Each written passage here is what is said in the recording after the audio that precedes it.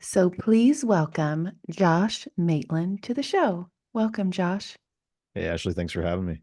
You're welcome. All the way from Quebec, Canada? No, I'm in Ontario, but Ontario, I was Canada. just traveling to Quebec kind of area. My daughter was there for an exchange, so Oh, um, cool. I grew up kind of near the border there, so it's still dear to my heart. Lots of family on my mom's side over there too. Huh. Yeah, when I grew up in Washington and we did the Canadian exchange in Vancouver. Oh, So nice. I would go like soccer, a family would come to our house. And is that what you mean by an exchange? Yeah, same Yeah. thing. Oh, So there funny. was I forgot about that. their daughter came here for 10 days, and then ours went there for 10 days, and everybody got to have a bit of an adventure. Yeah, So, that's funny. You made me remember that. Anyway, this is another Ellie Molina introduction, and I never question it because it's always a magical connection. And I we were talking before I hit record on, where we, kind of connected with her and what journey you've gone on with her, and that's amazing when I just know that when people are so in tune to their intuition and they just say yes to something or they meet somebody and they go, "Oh, I know that I'm supposed to be working with you," or, yeah, it's just, and they don't, it's always, I always say, just say yes and see where it goes, right? You never know. totally. And it's like that one little ounce of that. And because we're going to be talking about intuition and remote viewing, but that intuition part, it's such a strong, um, like people don't understand that most of the people in this world live just with blinders on and, like a robot, right? Hmm. But when you really tune in and you understand that, and as a mom, I've been doing that with my girls their whole life. So Oh, for sure. trying to encourage that, I'm sure you do that with your girls.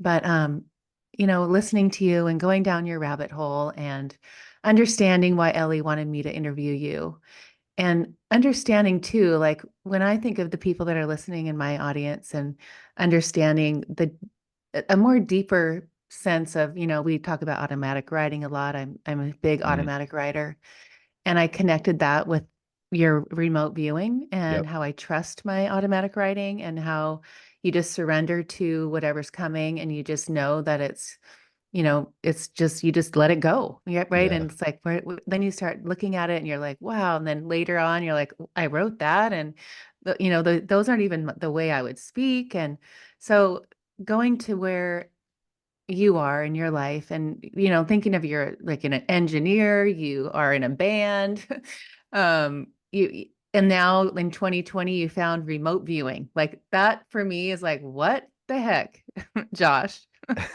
So let's go to kind of maybe your background and really why, because I know there's certain things in your childhood and growing up that there were things that you experienced that were kind of this kind of, magical uh, yeah.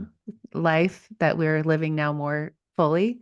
But now coming into 2020, and, I told you I started this podcast in 2020 and how, I think most people started this like, grand awakening. And it was like, opening our gifts and opening these Hmm. channels of things that needed to be opened. But we didn't, Hmm. we were so busy in our life being Yeah. an engineer or a rock star to really take the time. And you did dedicate that time. So take it away, bring it to where you want. But I want to hear it. I want everyone to hear kind of how Yeah. that all started. Yeah. So I mean, I was I guess you would say a gifted child, identified by the system as such, and they made me take some extra classes and tutor other kids and stuff, which was okay because the tutoring is great because it kind of showed me how to teach people stuff, and that I really enjoyed it too. It was like just that connection with people, and people that I maybe wouldn't have hung out with. I'm the nerdy kid, and I was tutoring some of the more sporty kids and stuff like that. So it kind of helped me to in that way, I think, to broaden my horizons a bit, even as a kid. Um, but there's this tendency for gifted kids to sort of lose their way, I think. I have this theory that a lot of us are kind of, those of us who are kind of in tune with our intuition from a young age, we tend to get sidetracked by things, addictions and stuff like that, more easily potentially than other people. And I think I don't know if I've had people tell me that that's because certain energies, entities, whatever you want to call them, are attracted to that way of being and try to suppress it perhaps. And society certainly is not really set up well for anybody who is intuitive in their nature, because just the way society is, I'm sure I'm preaching to the choir here, but it's from a young age we're taught to ignore our magical intuitions, like anything that doesn't kind of fit that materialist mold. Certainly the education system tries to beat it out of us, and religions, anything really. I went to Catholic school, and by grade 7, we have this thing called the rite of confirmation, where you basically say, yes, I'm going to continue with Catholicism and stick it out for the long haul, and so on. And even in the 7th grade, I kind of realized, like, hey, this is like a soul contract I'm signing here. Hmm. And I went to my teachers, and there's all this list of things that you have to do. Go to church every Sunday was one of them, and that was the one that I knew I wasn't going to do. So I wasn't going to, and not to knock church or anything at all. All spirituality is Right. is wonderful, but for me personally, I knew my family wasn't doing that already, so I was already setting myself up for failure if I was going to sign on for this. And so I said, I can't in good conscience do this. I know I'm not going to hold up my end of the bargain. And the teachers all kind of thought, well, like, hey, that's kind of it's interesting that a kid who's 12 is like, or 13, I forget what it was, is kind of thinking this deeply about it. And I've only met one other person who did the same thing, and it's a musician friend of mine locally here in Collingwood. We were going to play a show, and we had this big conversation about our upbringing, and both discovered that we had both had that realization in the 7th grade and done the Huh. same thing. Huh. So and it was a friend I'd had for 15 years, and we'd never discussed that particular topic, so it was just kind of this So interesting cool. synchronicity Hmm. on the eve of what ended up being a really fun performance. We played this private party out by the lake, and it was I had actually remote viewed that that event as being something that was going to be important in sort of the evolution of the band. And it was kind of the first time that we were kind of faced with a big conflict where one of the members couldn't make it, but we had kind of committed to the date and had to find somebody to sub in. And that friend who had the shared experience there, he ended up subbing in on the drums for that night, and it ended up being a really good show. Huh. But Neat. yeah, so I kind of went through all that, and then in high school I found music, and um, alcohol mainly was the thing that kind of got me off track a little bit from the spiritual path, I would say. But it was sort of like the music balanced it out a little bit. I think music, creativity, writing, like you said, with the automatic writing, um, any of these creative pursuits really are things where we're exercising our intuition and putting in the reps to become more in tune with that subconscious part of ourself where that creativity comes from. And you mentioned the automatic writing. I do a little bit of that too. But the big one for me is when I'm on stage playing music. And my band is a jam band. So we have our songs that are kind of structured and whatever. And our writing process is very loose. Like, usually our singer will come in with something that's prepared, and we'll just jump into it. And everyone in the band is so intuitive that we almost have a song that's just ready to go right there. Huh. And there'll be iterations and new ideas that come up, but it's almost an effortless process, which I'm super grateful for. Because I've been in other bands when I was younger, where it was a little more work to get it to come together. Um, but yeah, it's it really is a channeling process when I'm on stage like that in the moment with people. In recent years, I've started to almost like see the energy in the room when I'm performing. Hmm.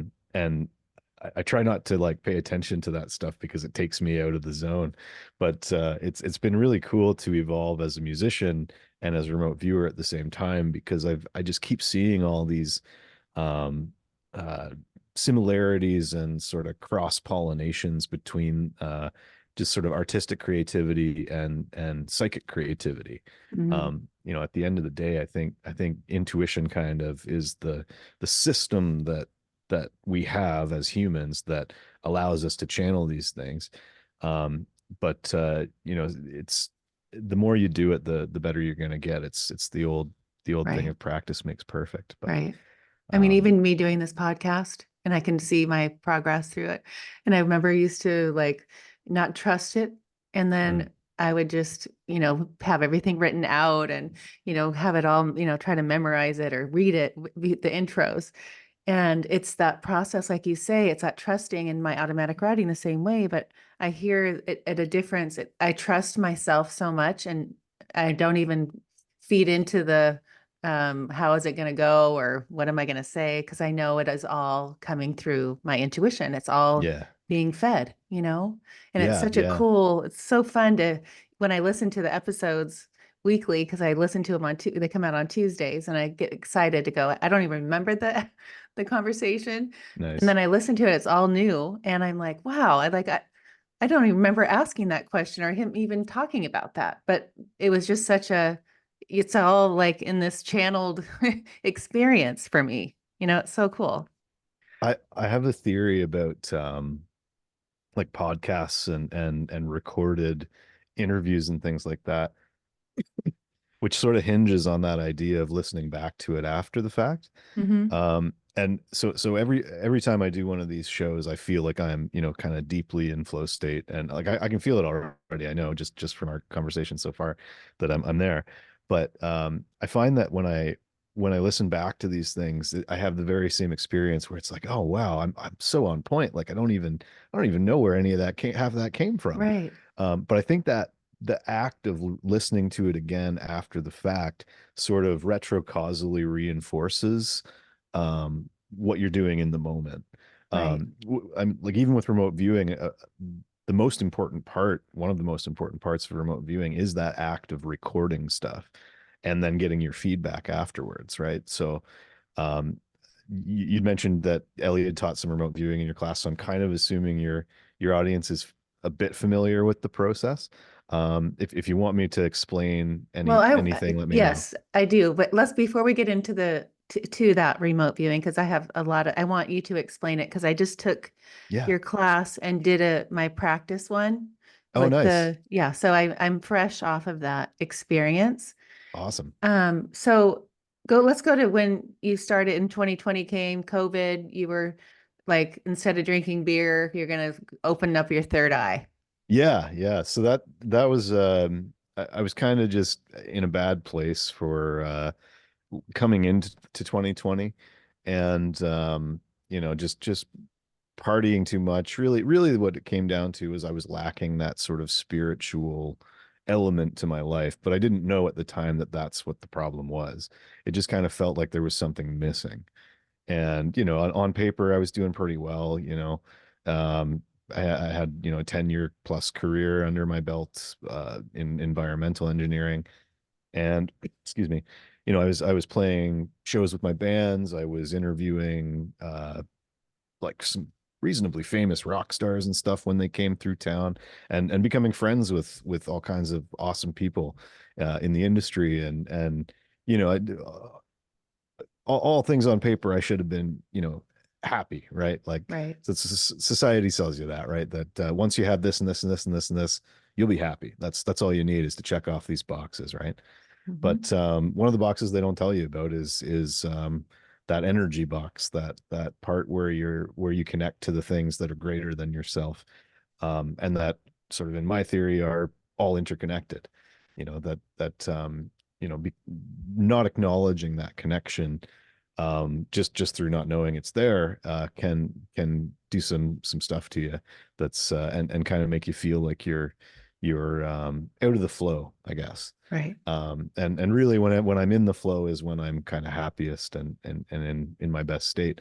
So um one night I was just kind of watching a documentary. I think the uh lockdown regulations had scaled back enough that we could you could go visit people for an hour or something like that. Or my Oh. wife and kids were away. I think maybe they might have been camping actually. I think that's what it was. Outdoor activity is all okay, right? So Hmm. so I was just, bored at home watching documentaries and going down rabbit holes as I sometimes do. And I found this documentary called Third Eye Spies, and it was made by the scientists who actually were there in the 1970s when the remote viewing program, the military program in the United States, was founded and developed. And so it was almost like this kind of memoir from Russell Targ, one of the main scientists, just talking about the whole process, like how the history of it and what they learned and what they saw, and it was absolutely fascinating. And I'd come across remote viewing. I've always had an interest in the paranormal and UFOs, psychic abilities, ghosts and stuff. My I grew up on a street that had a church on it, and most churches in Canada are built on stolen native land. And we would find artifacts and stuff in the backyards, like pottery and arrowheads and things. So Oh, wow. I slept in the basement of our house, and down in the ground where all that stuff was buried. And my brother and I both separately had some fairly terrifying experiences down in that basement. Hmm. So sorry, my dog's snarping at me here. But yeah, so it was yeah, 2021 I think I'd found this documentary, and I was really fascinated by it, and I just decided to I'd heard of remote viewing before through my other kind of leanings, but I'd never you know thought that, oh, this is something I could do. Right. um so at the end of this documentary, the credits start rolling, and I hear this voice in my head, clear as day, which said Google Remote Viewing Udemy, which is a course platform. Right. And so I Googled it, and I found a course, and I bought it. And I was just like, that's just way too weird for me to not follow up on. Right. Um, Again, back to my retro causality theory thing. I think the fact that I tell this story a lot on podcasts is maybe even reinforcing that moment where I heard Oh, that right. voice. It's time is this is another thing that maybe we can get into later, but time is so weird with all of this remote viewing and psychic stuff, and it's really doing it has really changed the way I look at time. Oh, I Um, bet. but anyways, yeah, I found a course. I it was the end of September, so I'd already kind of been planning to do a sober October thing because, I wanted to sort of clean up my act. I'd been exercising a lot more since the lockdowns because I was stuck at home with nothing to do. And I was like, well, if there's ever an opportunity to get my shit together, this is probably it. So I went for it. And yeah, so I decided, okay, every day I'm gonna do a remote viewing session, or usually you wait till you get feedback when you're first training. So I would get my feedback usually the next day because I was trying to target stuff that was going to happen in the future in the news, and in particular my own local news. Hmm. So I would do a session. I would wait for that, for a news story to come up the next day, that I thought was my feedback. The tasking was actually, I was trying to get the top story in my local news. Um, but after a few days of getting stuff about COVID, my subconscious decided, all right, this is boring. I'm going to give you the top story. I'm going to give you variations on that. So sometimes it was the first story that I saw on my phone that day, or that my wife saw, or it was just the story that was the most personally interesting to me. So I got a lot of stories about environmental stuff, and water resources and music. And there was a Halloween one, I think, in there at one point. I always love walking around and seeing the Halloween decorations and spooky stuff at that time of year. Um, and yeah, it was really cool. I think I ended up doing about 15 sessions in that initial run, and only two of them were really just like bad sessions where I didn't get any correlation with the Oh, story really? that came the next day. Yeah. Huh. Yeah, and one of them was really funny. I got this guy on a boat with a fishing rod, and he was fishing, and I got the sense that it was like one of my friends or something. And that day, after the session, I went for a walk with the dog, and I saw this fishing rod sticking out of the garbage can. And I was like, huh, Oh, well, that's funny. interesting. I guess that session was garbage. Oh. Um, and and so a friend of mine had been working on some TV show that was about fishing, I think, and so I'd kind of maybe gotten something scrambled there. But on that day, it's also quite possible that that was one of the days where there's big solar flares or something that can um, magnetic fields can tend to impact the flow of intuitive data. There's Oh, not I a never ton of heard that. research on that yet, Huh. but I've seen a bit of it, both in my own work and in some other remote viewers' work. There are a few people I think who've kind of looked at it in a little more detail and kind of found that um, the if there's a heavy kind of geomagnetic storm, remote viewing accuracy just goes absolutely down through the floor. And only Um, like what about intuition and psychic abilities and all the I, I other? I would think that it's probably the same across the Yeah. board. I've only seen specific like research on it for remote viewing, Huh. but I mean it's all coming through the same system, so I can't imagine Right. that other intuitive stuff would be affected too. I can only imagine. Huh. I never Um, heard that before. Thank you. yeah, yeah. There's also a thing about, and I think there's a little less consensus on this one, but do you know about the idea of sidereal time? No. It's like the 24-hour clock, but I think it's measured from the center of the galaxy rather than the sun. So there's always a slight difference based on where the Earth is located versus the center of the Milky Way galaxy. And there's some studies that suggest that I think it's something like 1:30 p.m. sidereal time is like the best time to do remote viewing.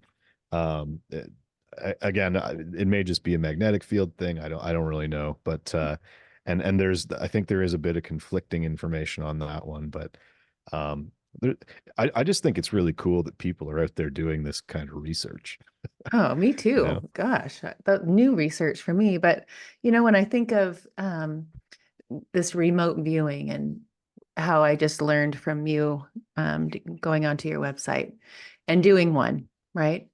And I don't want to ruin what the picture was because if someone gets on it and wants to try it, Fair enough. I'm not going to share that. But so because I automatic write and I think because I do it every day, it came quick, right? So Oh, nice. the minute you said, I put whatever what's it called? Um, Ideogram? yes, Yeah. ideogram. So I start doing that. It came right away. So I start doing all the things, the sensory, how I was feeling, all the five senses, descriptive. And I'm like seeing it more as I feel into my senses, the picture's getting vivider, right? Like it's becoming Yeah. more alive. And I'm going, okay, because I'm activating, I'm sure, right? Right. My smelling, how I'm feeling, Yeah. what I taste or all the things, what I hear. And then I start adding things and I didn't question it. So then when you do the reveal, and there was definitely like if I put five things, there was for sure three things that were on that picture. Nice. And I remember when I added the last element to my vision, that was the main element of the whole picture. But it Yes. was All like right. so cool. So anyways, Awesome. so I want people to understand how maybe if you could explain the left and the right brain and how it is that like how you can find a target. I mean, I was watching Yeah. this other video of you doing the wall of China. I mean, you're like the number four in this that one competition when there's 700 people that are doing this, and I mean, you're Oh like high yeah. in you're one of the biggest, like really good. Like the Thank you. lottery, this, I mean, like all the things that is so cool. So tell me all that stuff. Yeah, sure. So, um, the way you start a remote viewing session, as you said, is with an ideogram, right? And it's just, you take your pen and you do a little kind of scribble on the page. And really that's the first thing that you do. It's how you connect to your target. So you'll write your target number down. There's always a number that's associated with whatever the target is. And that's really just meant to be a symbolic representation of the target. The number itself doesn't matter. It's usually just a random number. Okay. And you don't even really need a number. Like, just I'll do just freestyle stuff. It's called cowboy remote viewing, where you don't someone's just like, all right, I've got a target, figure it out, and then you'll figure it out. But certainly when you're starting, it helps to have these kind of symbols and representations to sort of guide your process. But the ideogram is very similar to an automatic writing type thing, and I absolutely love it. It's like one of my favorite pieces of the remote viewing puzzle. And when you're starting out, it doesn't necessarily look like anything. It's just a little scribble, and you set your intention of, okay, I'm going to connect to the target, and I'm going to draw this ideogram, and it's going to be my download of the data. And so then you've got it on your page, and it's just a squiggle, and maybe there'll be a couple little shapes in it, and so on.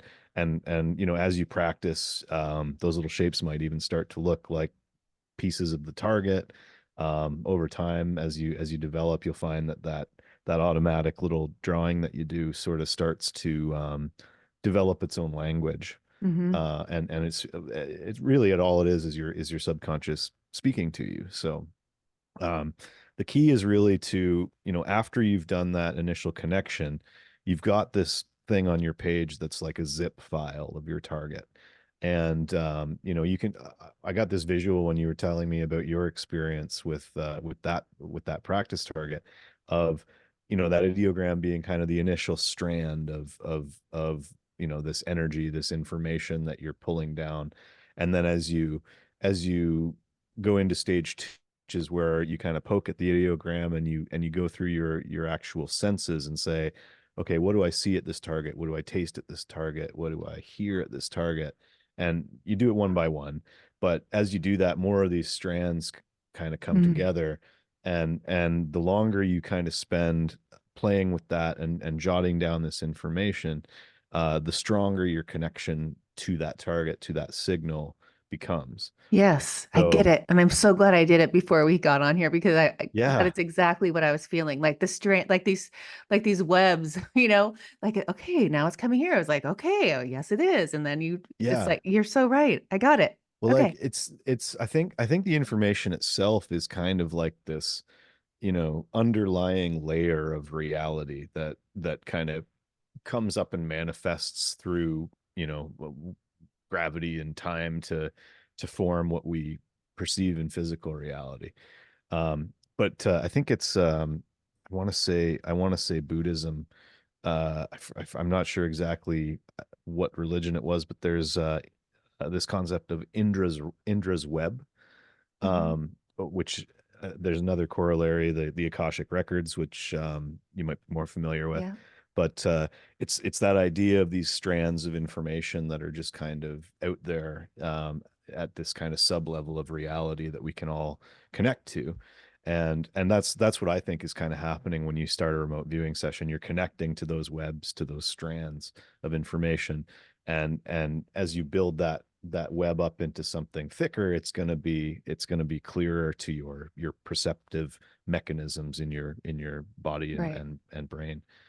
And where the left brain right brain thing comes in, um our left brain is the logical mind, and left right is maybe an oversimplification, but generally speaking, it's your creative mind and your logical mind. And the left brain is the logical mind, the right brain is the creative. And the way remote viewing seems to work is that by following the structure of the remote viewing process, by jotting everything down in the particular place on the page, by going in order of which senses you want to call on to see what you're sensing at the site, by following the stages and the structures and the matrices and all the different things that are inherent to a remote viewing session structure. Your logical mind is having a field day. It's just like, oh, I got to put these things in this place in these boxes. I got to fill all the Hmm. boxes and check the things off. So it's done. It's good. It's like it's off doing its thing. And that allows your creative mind to kind of be freely flowing and doing its thing. So a similar example, I think, would be playing music. So if I'm playing bass, there's a structure to what I'm doing. I'm finding chords and notes and things that are all in patterns, and I know which patterns sound good and I know which patterns don't sound good. And sometimes I'll throw something in that doesn't sound good because it still kind of sounds good. But but my body is moving and I'm doing it in kind of a structured way, and it's that part of my brain is, again, it's locked into whatever it's Right, doing, so that my creative side can sort of funnel this information through me from wherever I'm channeling it from. right, So I really love the example of music as a corollary to remote viewing for that reason, just because I understand both of them. So right, it's easy for me to paint right. that picture. But How do you do the explain time in remote viewing? Because there is no time anyway. And I'm yeah, at the place in my spiritual growth where I really have got my head wrapped around that in my human body, yeah, understanding that everything exists right now. There's no past, present, or future. There's only the present. There's no past or future.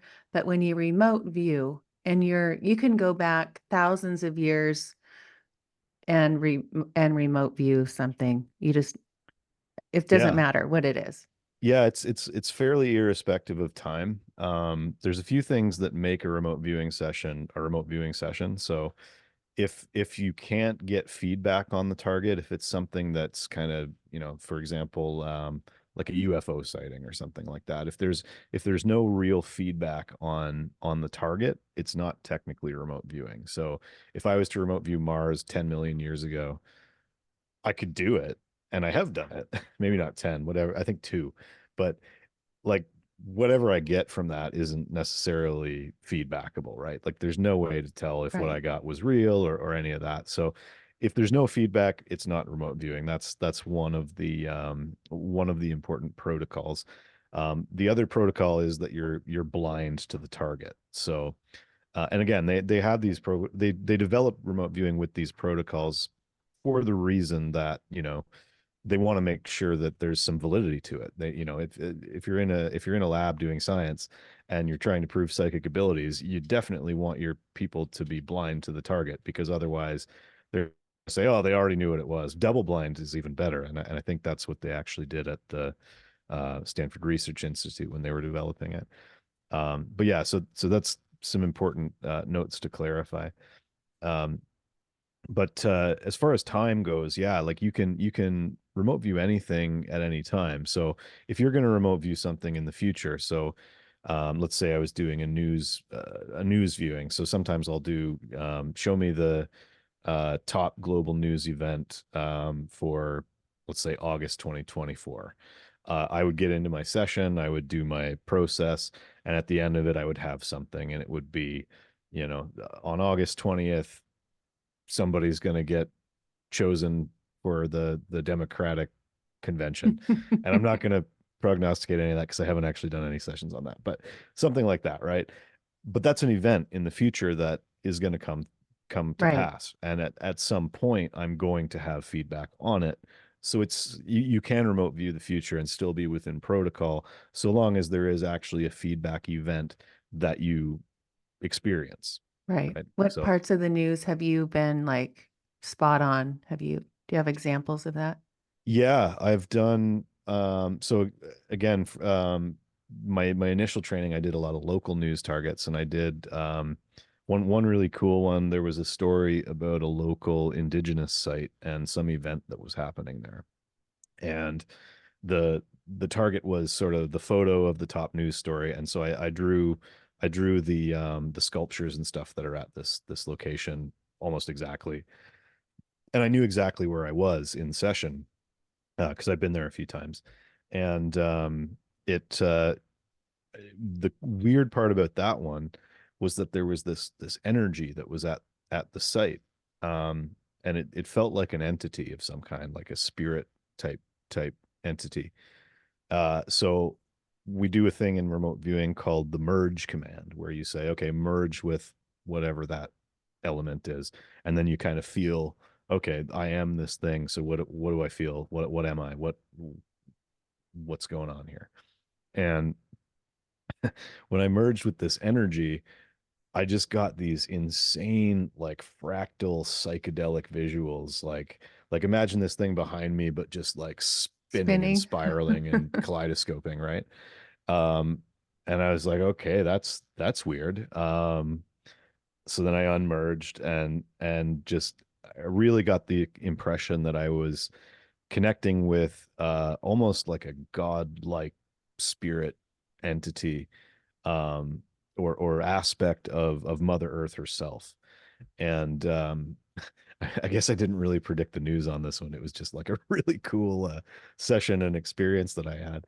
And I've actually felt a deeper connection with nature since then. I did a lodge ceremony actually at that same site on the solstice about a year after that experience. And ever since then, my mediumship stuff has started to open up. So Oh, it's wow. that was kind of interesting too. But um, I haven't done a lot of news predictions this year. At the start of the year, I tried to do one, and all I got was that it's going to be an absolute banner year for conspiracy theorists. And so far, that's been true. Hmm. And I don't see it slowing down anytime soon. But I did do one.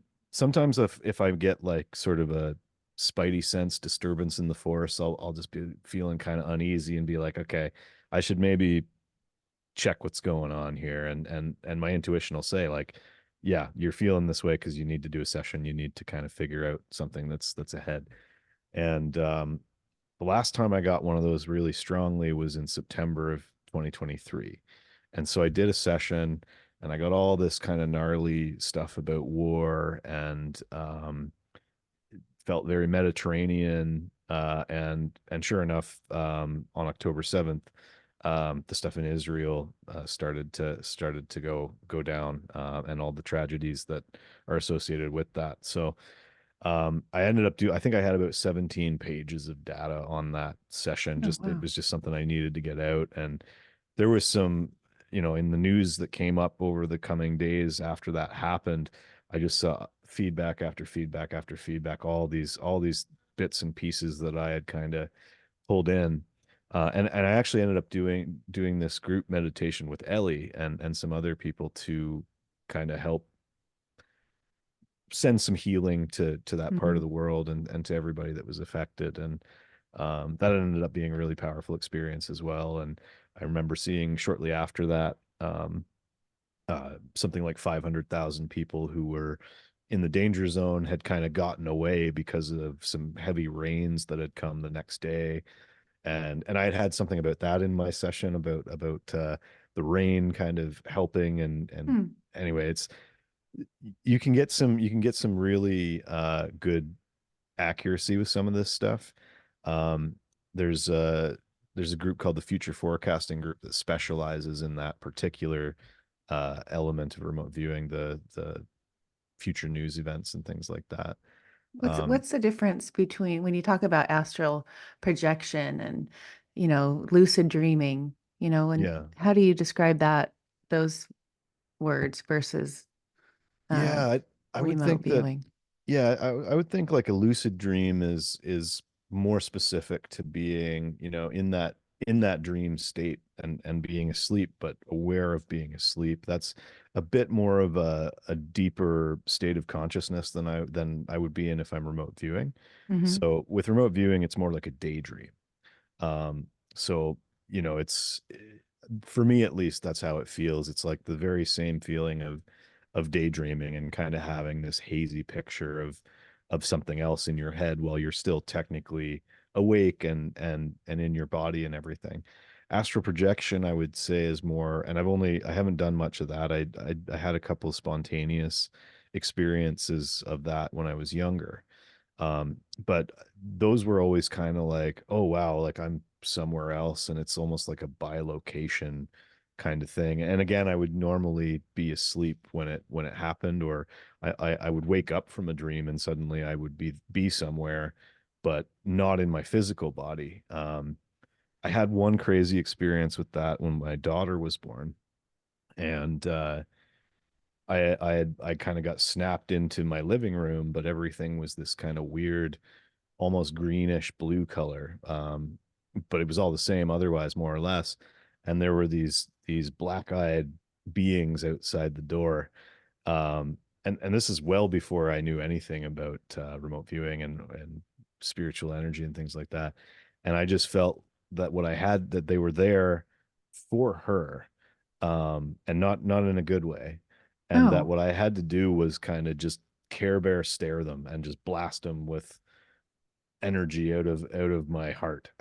and And you knew you had to do that like I knew I intuitively? had to do that in Huh. this weird astral projection living room space that I was in, and it worked, and they went away, and that's never happened since. Huh. So maybe it was just a weird dream, but it really felt it was almost like a bilocation kind of thing. If you've ever heard anyone talk about bilocation, Yeah. I feel like that's more astral projection, where your awareness is with the energy body more fully. Whereas with remote viewing, at least for me, I tend to be here, but kind of off to the side a little bit in Right. that daydreaming space of my head. Right. And different stuff is different, like feels different that way too. So if I'm doing like a mediumship spirit communication type thing, that always seems to come in from the back and to the left. Hmm. So, whereas remote viewing feels like it's almost forward and to the right a little bit for me. Mm-hmm. But I've heard similar things from other people too since sort of developing my own opinion on that, and it's just kind of like, oh, it's always interesting to hear other viewers and psychics talk about their process and how they experience it. Especially when it kind of lines up with my own experiences like that, and it's just kind of like, oh wow, so I'm not crazy. you know like that's always the fear, right? It's like, oh, Right. um No, so, everyone's talking about, I mean, I don't watch the news, but it's so funny that my husband's like, you didn't know? And I go, no, I don't know anything. And I just, that doesn't bring me joy. So I do things that bring me joy. fair enough. Yeah. And, and I'm in the 200, almost, mid 200s right now in this podcast. And we talk about, this fifth dimension, moving on, like people's gifts, like like are starting to come on. And, that's where we're going. The children being born now are like so much more Oh advanced, yeah. and I, so I that, see, I see my kids' intuition too, and I'm just like, they blow my mind sometimes. Yeah, huh? it's wild. How do you teach them remote viewing and what you do? I've tried and they have no interest whatsoever. I think they'll come around, but It's so funny in because their own time. I teach, they've meditated since I put them to bed when they're little. And, we do gratitude journals and all the things. And, now they're 15 and 18, and it's all come into fruition. I see it, Mm, right? You just don't know if it's working when you're doing it. yeah, yeah. But the other day, and so, we drive a lot, and I'm in the car and I have podcasts, and it was your podcast, something I was listening with you on it. And oh, and it was with Ellie. And Oh, it was, nice. and so I don't think she's listening, but she goes, Mom, what is telekinesis? I'm like, what? You really were listening to that? That's But awesome. you just don't know, like they do what you do, not what you say, and you don't know what's, what you're Yeah, planting in them that's a while good you're point. planting Yeah, seeds yeah. until you see them start to sprout. Yeah, no, fair enough. I mean, my wife's been good with them about the gratitude journal stuff, and they're both really creative in their own ways. So, as long as they're doing lots of creative stuff, I'm happy, and I know they're on a good path. Um, and I'm I've tried to bring remote viewing up for family game night a couple times, and actually the few times we've done it, they got hits. Like I picked a picture and I was like, all right, try and figure out what this target was. And I think the last one was like, so it was like four eagles that were all fighting over one branch or something. And they both drew like mountains and birds. And my wife actually did an ideogram that looked like a propeller, like with four blades on it. And I was like, oh, four birds with extremely sharp talons. That's a wicked ideogram. You Oh, nailed that. And huh. there was kind of chaos. Like the birds were obviously like kind of flailing around and fighting and stuff. So she caught that just in her ideogram. And this, I think that was the first ideogram she'd ever done, because I just kind of explained, okay, so do your ideogram, just draw a little scribble, whatever you feel. And yeah, it was cool. It was cool to see that from like a total beginner perspective, that all three of them picked it up. And to be fair, I was kind of sitting here like trying to project the image to everyone. Mm-hmm. So maybe that helped, a little bit of telepathic overlay. Because I really wanted them to be successful and be Right. excited about it like I Oh, am. I'm sure. But it did work, so who knows? Oh, but where do you see, like, in your visions or in your remote viewing, like when your kid, like education, the government, where we're going, like how we're going to be living. You talk a lot about walking meditations in nature, and when I'm listening to that, because I do that every morning with my dogs, and Yeah, it's funny, I was listening to some people go, "Well, how do you walk and meditate?" And you're like, "You're walking in meditation when you're walking out in nature." Like that's just it just it happens. just Yeah, happens. it's That's where I get mine too, so much. you get into that flow state. Again, it's like that process of moving your body, the locomotion. It turns off the left brain so that the right brain can kind of have free reign. And as you're walking, you'll find your mind wanders, right? And that's your intuition talking to you. That's I think a lot of people think of meditation as this thing where you got to be quiet, like you got to turn off all the noise. Right. um I mean, I guess you are trying to separate the signal from the noise in remote viewing, but um with a walking meditation, the stuff that's coming in is usually good stuff, at least after a couple minutes, once you get into that flow state. Like, it's all about flow state. Right. It's about getting to that point again where the left brain is occupied with something, so that the right brain can send you information, and then being in that place where you can perceive that information as an observer. Mm-hmm. That observer piece of meditation is really the key. um but yeah, walking, even driving, like I have a buddy who he's a fantastic remote viewer, and he does something called cowboy remote viewing, which you basically get rid of all the structure and you just kind of do freestyle psychic stuff. And so I sent him a target and I was like, check out this target for me and see what you can do. You mean with a um number? What do you yep, mean? yep, I Okay. sent him the target number And and you just everything. made the number up. Just made it up, and then Okay. I wrote a little statement describing what the target was, which was my bass amp. There was something wrong with it. I didn't know what was wrong with it. I wanted to see if my psychic buddy could figure it out.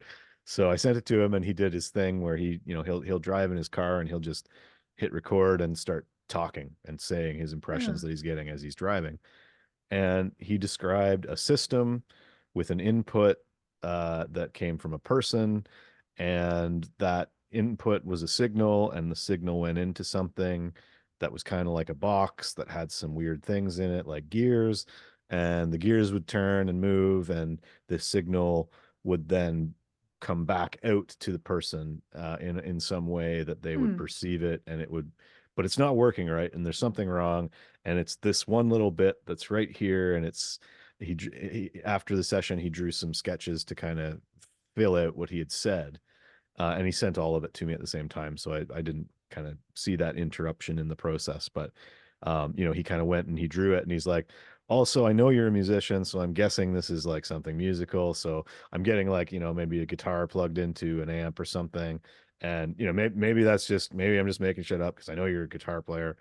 But sure Hmm. enough, that's exactly what it was, and he Wow. completely nailed it. And he actually figured out, I actually have it right here, that it was a tube in my amp that was broken. And I don't know how well this will show up, but you can see the little tube Okay. here. Uh-huh. There's a little white, two little white gears in there, Right. and he drew those exactly. And Oh then he my said gosh. there's the two gears, and then there's another piece, and it's like a metal piece, and that metal piece is broken, and that's why it's not working.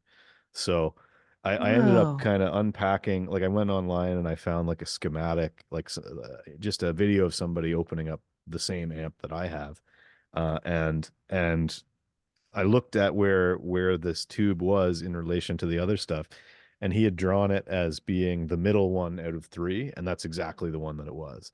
So Wow. in this little 10-minute session that he did in his car, he perfectly described the situation, the problem, and what needed to be done. So I think he actually said too, like it's not completely broken, but it's mostly broken. And actually, the note that the tech gave me was just like that it was weak, but still works.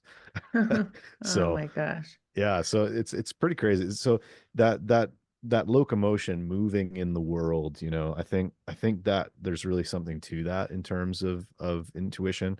And I think the reason for it is that, we are connected to everything. So the more of everything you see, the more you kind of power yourself up. Like you'd mentioned you've been traveling a lot, and like I always notice when I'm traveling, my intuition is just absolutely pinging. Like we did a big road trip through the States earlier this year, and I was totally just in flow the whole time. And we did some pretty cool stuff. We went to New Orleans and did some ghost tours and things like that. Mhm. So And why do um you think that is when you're traveling like that? I think it's because of, the fact that you're experiencing more of the world, like the novelty factor. Um, I know it's important in remote viewing too to be curious about your target. Like if you approach a session with the intention that you're gonna do well and you're gonna have a good time, and that usually works pretty well. But if you are genuinely curious about what the target is in that moment, in that time when you're doing your session, you're going to have way better results. Right. So I think it's that curiosity, that Yeah, I get novelty. that. I Uh-huh. think Like when that, you're visiting some place and you're so into it and you're like looking yeah. around, it's all new. And we were just in Greece and we did at the end, well, we went to Crete and Santorini and then we ended in Athens and we did the Acropolis Mm. tour. I had no clue. I didn't know even anything about it. And so our hotel was looking right at it so we could Oh, have this cool. view. And we got there. I said, okay, we're going to go there tomorrow, girls. And I have no idea what it is. Like, it's going to be so interesting but you go in there and I've experienced that at other places too. And now that you say that, when I'm in that place and I'm like knowing that this really happened, like this, and then thinking everything goes through my mind, like the time and is it when did it happen? Did it really happen? Is it happening now? But Yeah. I'm so focused and so in awe, and it's just yeah, it's a curious, like you're super like Yeah. You're alert. flowing. Yeah, you're Yeah. flowing. You're super in the flow. Yep. No, I Yeah. think that's a big thing, or a big part of why it works. But yeah, Yeah. no, curiosity, excuse me, curiosity is incredibly important. Like I do, you'd mentioned before the remote viewing tournament with this little app that Yes. you're given a binary target, which is, it's one of two pictures. So you have to remote view the correct picture. And whenever I'm just kind of genuinely wanting to have fun and do a little session, I do better than if, I was fourth place in out of 700 people this I one month, know. and Crazy.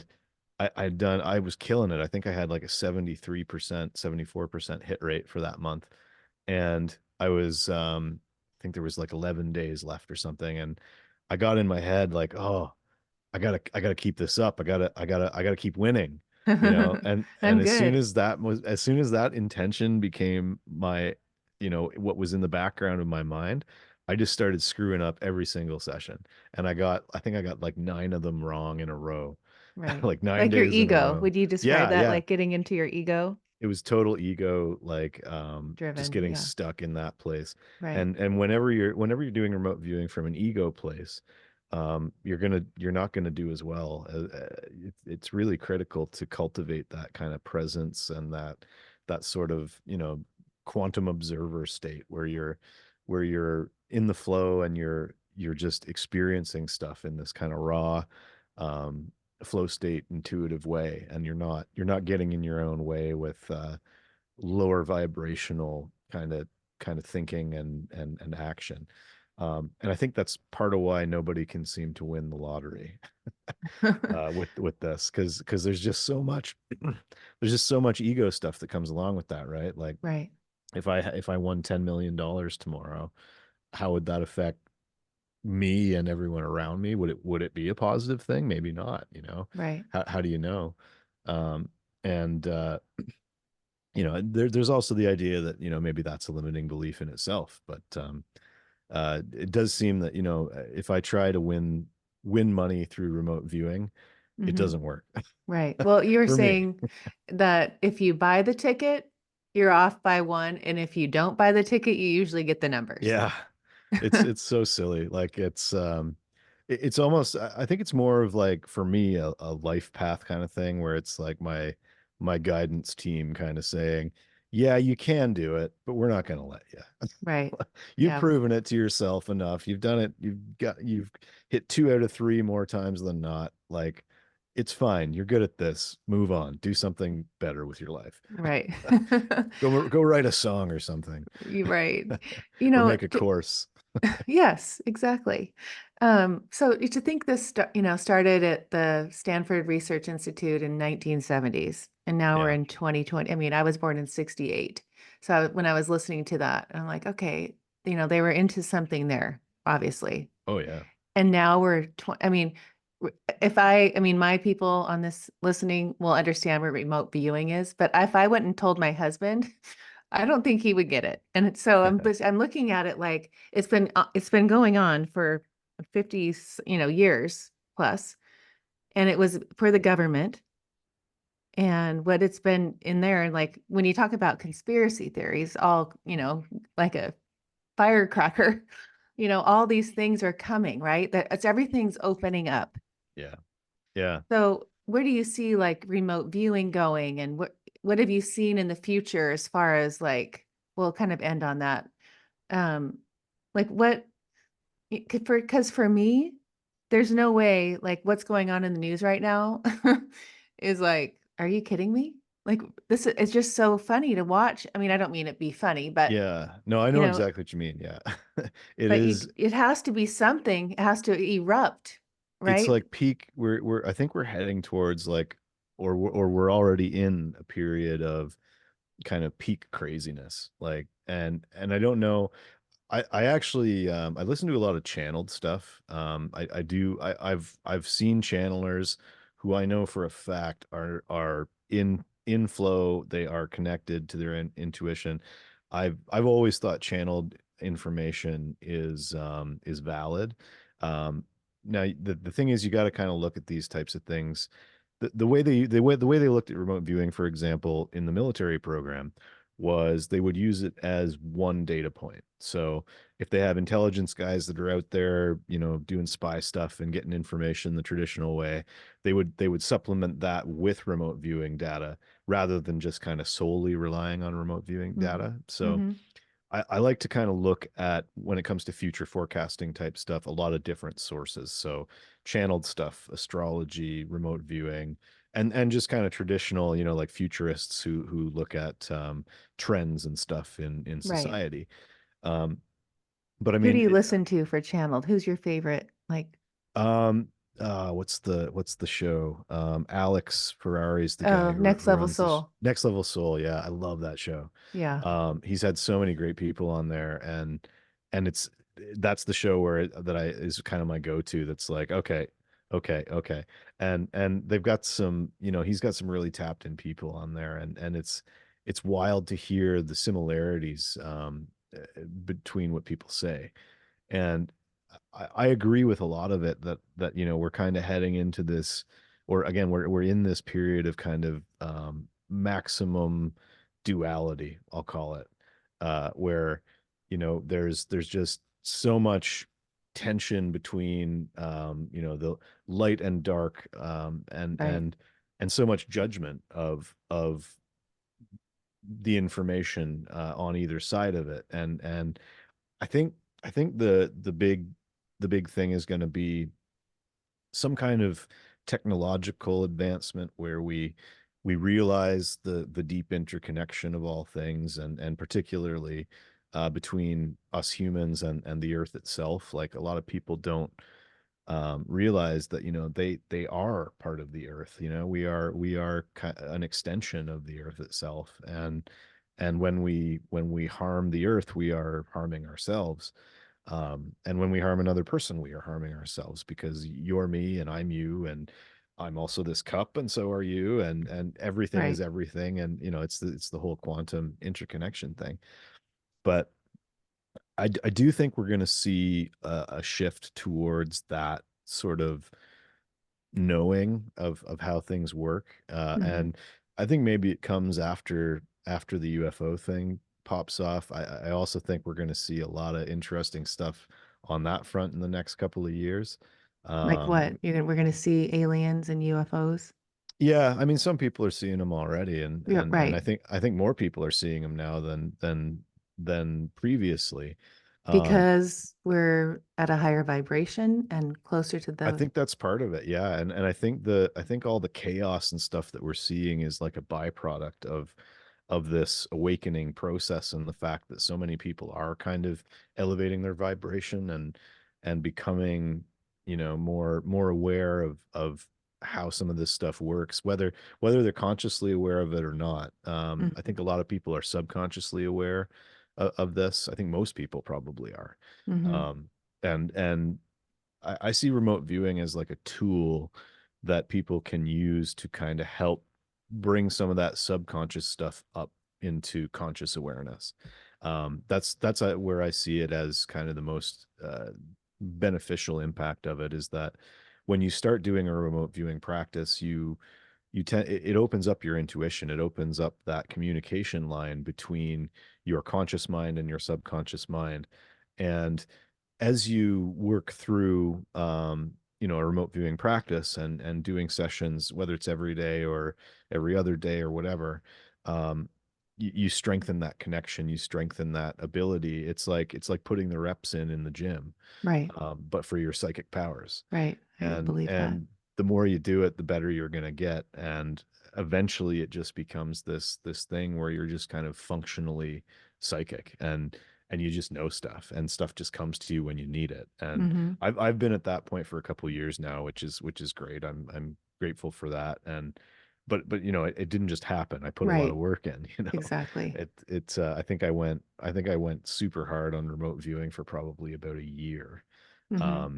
But again, the benefits came pretty quickly. And I've had life and death situations that my intuition has kicked in and said, okay, don't go this way, go that way. And then there's an accident down that street or something 10 minutes later Right. that I would have been in if I hadn't taken the detour, you Right. know. And but even small stuff too, like just knowing when my wife's going to be home, and being like, oh, I should start cleaning up the kitchen. And then I do, and then she gets home and it's clean just in time. Oh, cute. Love it. So, little stuff. So it ends up kind of making you live your life in flow a little bit more. Yes, for sure. Which is That's which is I think the main benefit. yes. And I don't, I say I live in flow. It's been an amazing journey when I look back. This podcast is kind of like my little journal, like diary, because I can see my Yeah. growth even in the questions that I ask. And, it's kind of like watching your story kind of unfold in these little interviews. But, when you look at how, like my repetition and my automatic writing and what I just experienced in your remote viewing class and how you taught that, I understand because it's the confidence and the not questioning. It's like a space in between the idea and you're going to write it. There's that little in thing and Yeah. there's no question in that space and you just go. Yeah. And Yeah. so, and then that gets to be like this instant thing, right? Yeah. And And that's it's that's that the trusting. yeah, it's trusting is like the hardest part, I think. And that only comes with practice, I think. It's such a intangible kind of idea, this idea of trusting this intuitive information, and the subtleties of like what's an ego thought and what's a subconscious impression. Right. Um, the only way to develop that is to just hit it again and again until you are confident in it, and you know, and you get it ingrained in you how it Right. feels, right? Exactly. And And living it's in so that hard to place. explain. Oh, Yeah, I yeah, think once you find that flow state, and you talk about that, like if the girls are on rowing team, right? And I know when they come home and they're so happy because they got on that boat and yep, they feel that water and it's smooth and they got that's their flow state. And I yeah, was totally, explaining that to them, I mean, years ago. Like the reason that you love it so much is because you can get into the flow state when you're in that. And your body, it's 100%. like you know what it takes because that's where you want to be. And Yeah, mine, it's always like knowing that I live in that space pretty much, we're human and yes, we will dip something, but oh yeah, I'm so alert. If there's a little dip, I'm like, oh, it's like this little bird going, hello, like how do you get back? What are you doing? But it's that, being aware of the little dips and to get back into the flow and knowing what it takes to, do I need to go for a walk? Do I need to do a breath work? Do I need to do a meditation? Do I need to do automatic writing? But I have the tools to get yeah, there. yeah, exactly. And Yeah, that's the power. Okay, Josh, I've loved this. I've taken up way more than I promised you. that's But tell okay. people how to, and your dog's waiting for you to walk. He is. uh, He's sitting over there oh, biting the see, air. and that just breaks at my heart because I don't like that feeling when my dogs are staring at me. But how do That's people okay. find you? Are your class, the one I just took, all Yeah. the things? I'm the easiest place to find me is rockstarintuition.com. And I've got a remote viewing course. Really, it's a functional intuition course. The goal of it is to the free version is the one you took, and anybody can try it out. It's I think about 40 minutes of kind of just me talking about intuition, what it is, the basics of what is remote viewing, what is intuition, how do they work, and then I have a guided sort of meditation that's followed by a remote viewing session.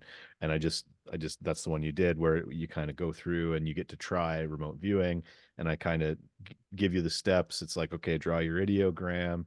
What do you smell? What do you taste? And just kind of help you to cue yourself on those impressions. And then it's on you to collect those impressions, jot them down, and then about 5 minutes after it, I put up the picture and give the feedback. So yeah, and then I'm probably most active on Instagram or Twitter otherwise, and the links to that are on Rockstar Intuition as well. Yeah, and they'll be in the show notes so everyone will know where to find you. But it's been so Perfect. fun. I've enjoyed meeting you and another Yeah, you too. amazing, magical Ellie connection. So Yeah, it's been a blast. all the gratefulness for her and connecting you to me. Totally. Anyway, thank you. Thank you.